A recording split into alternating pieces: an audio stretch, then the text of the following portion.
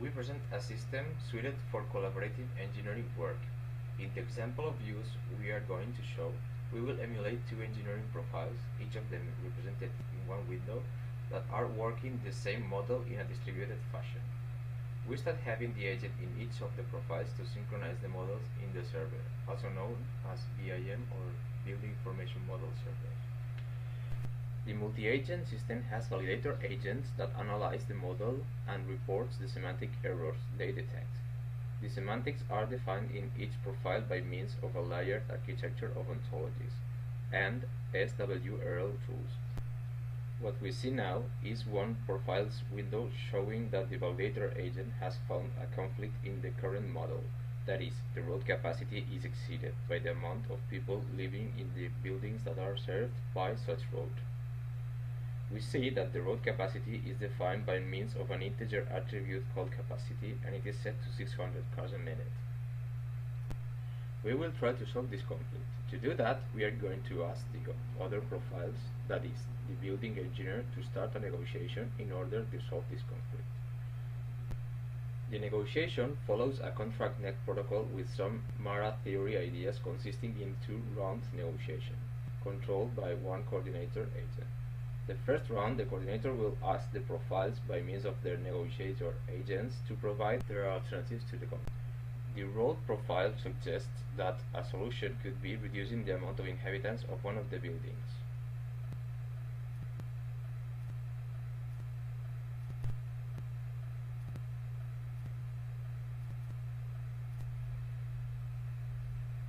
Meanwhile, the building profile suggests to enhance the road capacity.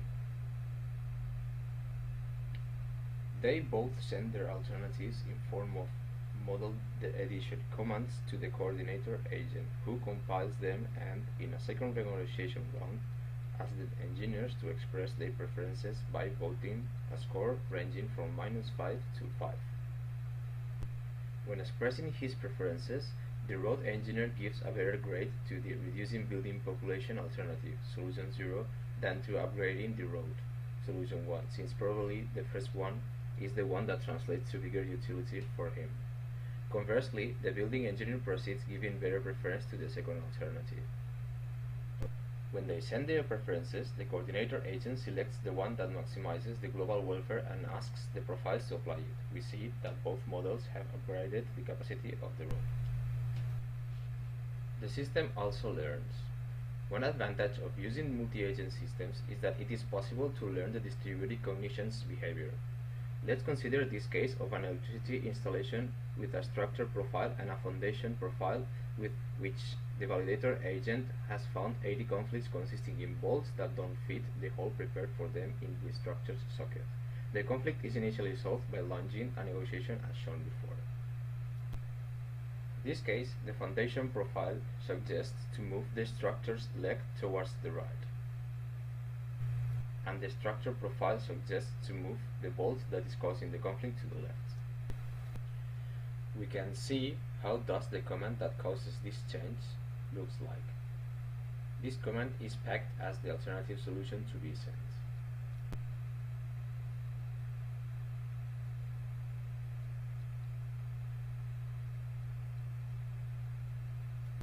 The negotiation proceeds as explained by collecting the alternatives to evaluate their preferences.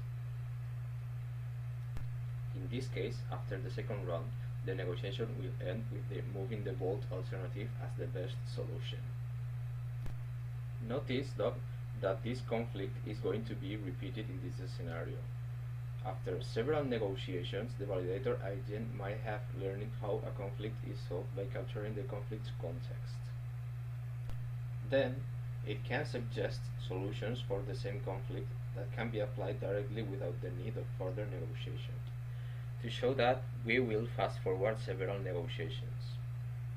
After that, the validator agent has got trained enough to suggest the solution. This has been achieved by means of an ID3 decision tree, which analyzes the conflict's context. The engineers might now proceed solving this conflict without the need of other interaction.